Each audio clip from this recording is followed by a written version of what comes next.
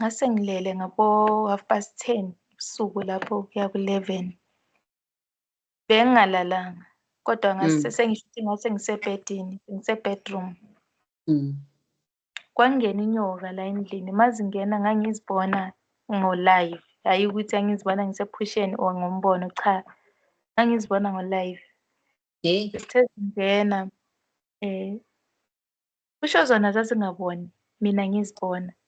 Ngoba ikhona eyakhulumayo yathi sifikile la ahlala khona sikhona ukumbulala.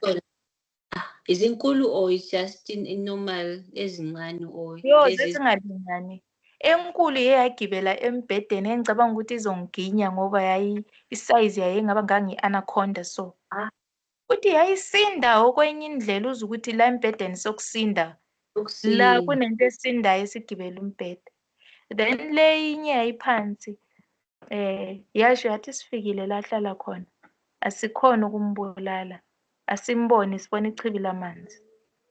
But mina ngangizibonile. Okusho ukuthi uNkulunkulu wangithanda, wavula amehlo ami.